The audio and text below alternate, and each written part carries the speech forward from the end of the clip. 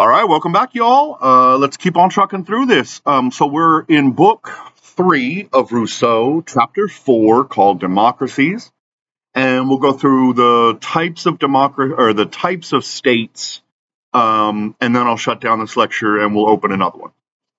Okay, so the 3 types, remember, are democracies, aristocracies, and monarchies. According to him, he gave these, definitions. And then he also talks about mixed government. So I think we'll go through like the next 4 chapters. Okay, chapter 4 is democracies. He is starting to talk about Hobbes a bit more concretely. And he says, quote, "A people that would never misuse governmental power would never misuse independence. A people that would always govern well would not need to be governed," right?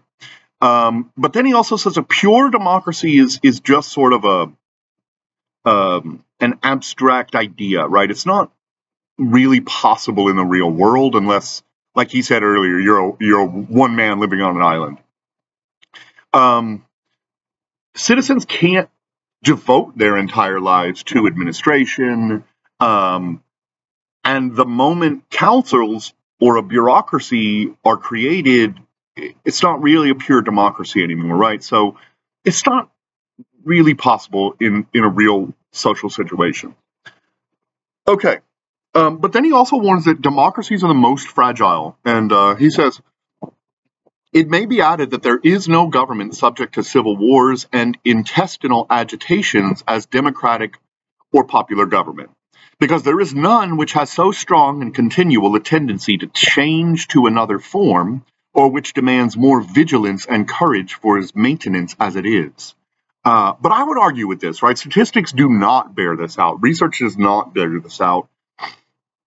We find that dictatorships and theocracies and these sorts of states are a lot more fragile than democracies, actually.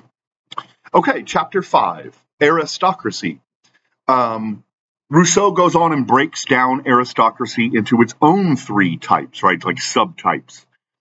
He says there's the natural aristocracy, which is terrible because it's based on the legitimacy of gods, right, like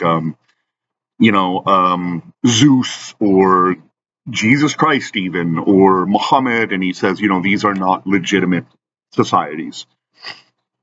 And he says there are elective, and that this is the only type that can be moral aristocracy, right, is an elective aristocracy. And he says Rousseau says there's at least 3 benefits. First, assemblies are more easily held, right, than a pure democracy. Second, affairs are better discussed and carried out with more order and diligence. And third, the credit of the state is better sustained abroad by venerable senators than by a multitude that is unknown or despised. So, there are legitimate arguments for having a sort of aristocratic system by election. That's what we have in America. We have an electoral republic. And so that's what he's talking about here. He says, quote, "In a word, it is the best and most natural government that the wisest should govern the many when it is assured that they will govern for its profit and not for their own." Okay, and then the final type of aristocracy is hereditary, and he says this is also terrible because it also lacks legitimacy, right? Just because of primogeniture, and you're the firstborn son doesn't mean you're a good ruler. And in fact, Hobbes argued it made you a bad ruler because all you learn is how to manipulate the people. So, okay, chapter 6, monarchies. Rousseau first starts with the fact that authoritarian states are fast, right, because the state is one person, but that this can cause problems with the incentives built into individual humans. Quote, "Everything moves toward the same end indeed, but this end is by no means that of the public happiness. And even the force of the administration constantly shows itself prejudicial to the state." So everything is based on the thoughts and directions of one man, and even the state apparatuses and the bureaucracy are built to enact his will, not the will of the people. And so, again, I would point out, Hitler, whose bureaucracy and administration, many of whom thought this is insane, and yet we're just absolutely fearful or too cowardly to try and take an action against him, right? They did try to assassinate him one time. It did not work. And then they killed that guy's and his whole family. And so that sort of thing happens, right? Where everything is tied to the will of one single leader. He also says, political sermonizers may tell them to their heart's content that the people's strength being their own, their first interest is that the people should be prosperous, numerous, and formidable. They, however, are well aware that this is untrue. Their first personal interest as the monarch or the dictator or whatever is that the people should be weak and wretched and unable to resist them. And so we also see that in dictatorships, right, where we see a very small selectorate of the cronies in the courts and the police and the military and the bureaucracies who all get payoffs by the dictator, but the people are often really left out in the cold. And that was a lot of the reason for the Arab Spring in 2011 when sort of all of North Africa rebelled against their military dictatorships in Libya, in Egypt, in Tunisia, etc. And then Rousseau sort of tips his hat to Machiavelli right there at the end, where he's like, no, Machiavelli told us, like, your advisors are going to say, oh, having a strong people is wonderful, but a dictator really wants a weak people who cannot legitimately resist him.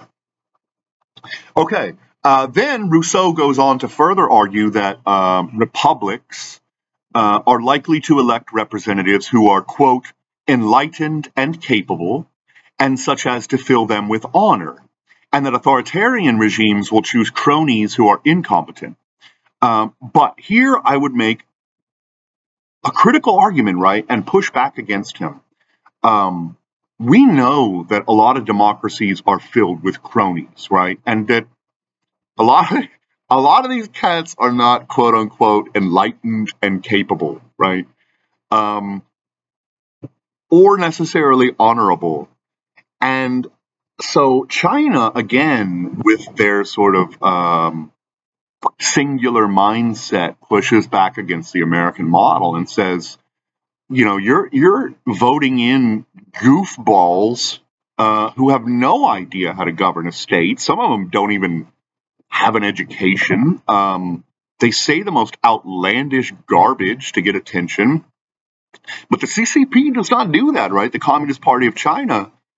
Instead, they have a remarkably meritocratic system for getting into the bureaucracy and gaining membership into the CCP Politburo, where you have to pass at incredibly high standards, standardized tests about language, mathematics, statecraft, diplomacy.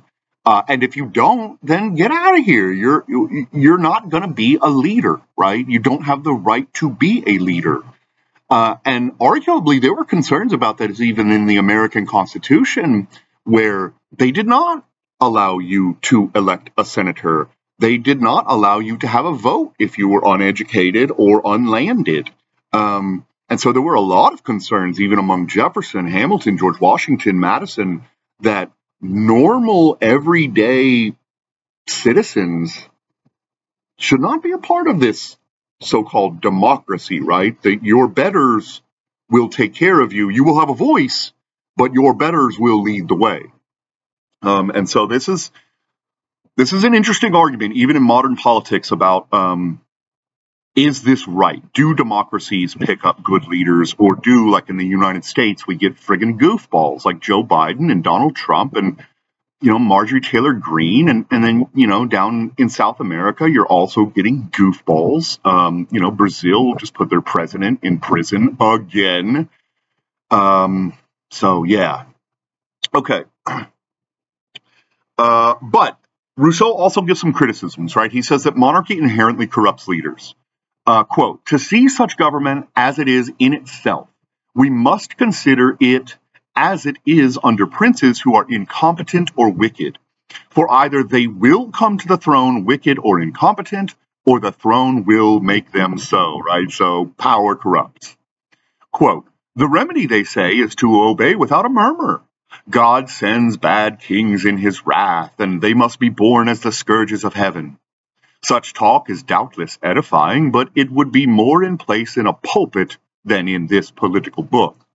What are we to think of a doctor who promises miracles and whose whole art is to extort the sufferer to patience?" So another scalding criticism of religion and the idea of religion as the legitimacy of a state. Okay, finally, chapter 7, he talks about mixed government. And the only real note I have here is that he suggests that the best systems have an executive that is separated from the legislature and which has an independent magistracy or a court system to moderate between the two branches and between citizens. So this is a clear call for a tripartite representation in government. You have a separate legislature run by the will of the people. You have an executive that is distinctly separated from the legislature and who only carries out the laws the people have chosen. And then third, you have a court system to remedy arguments between the executive and the legislature and between both of those and the citizenry itself. Okay, that's all I got for you. I'll see you in the next one. Thanks for being here.